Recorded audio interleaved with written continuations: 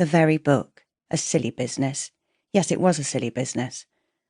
Tossing one book down and picking one book up and tossing that to one side and picking up yet another and so on and getting nowhere. Nowhere at all. Over and over again. And we went on like that for quite some time, didn't we?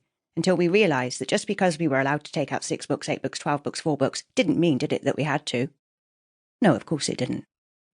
So then we took out 1 book. And of course this aggravated people.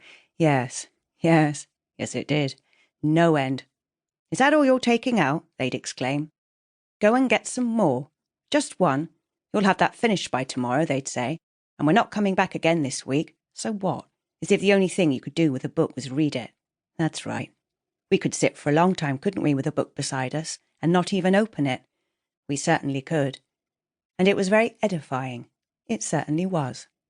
It was entirely possible, we realised, to get a great deal from a book without even opening it.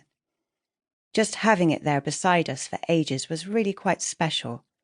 It was, actually, because we could wonder, couldn't we, about the sorts of words it contained without getting ourselves worked up into a ridiculous state. With just 1 book in the grass beside us, we sat there wondering about the sorts of words it contained in a really tranquil and expansive kind of way that in fact enabled distinct images to emerge all of their own accord from who knows where. That was nice. It was, actually. The images rarely resembled anything we had seen for ourselves directly, yet they were not in the least bit vague or far-fetched. Not remotely.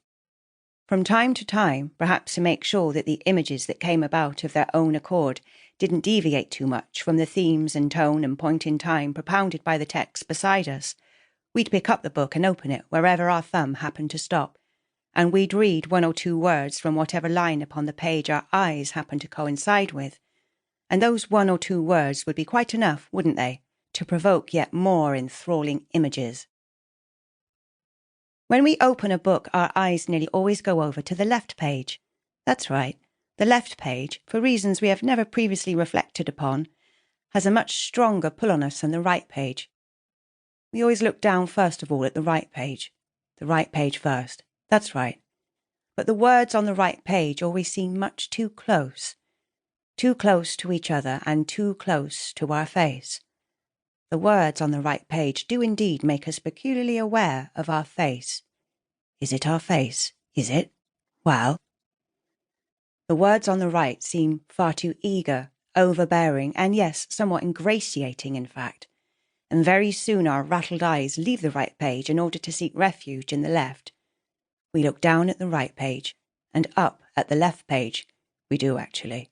And we nearly always read the left page much more slowly than the right. There seems to be more time on the left page. Yes, there does. On the left page there is more space, it seems, on either side of the words and above and below every sentence. And the left page nearly always has better words on it seems. That's right, words like shone and creature and champagne and ragged and clump, for example. Words that really don't require any explanation. Words that happen one by one, rather than words that bandy together to try to convince you of something that is not happening.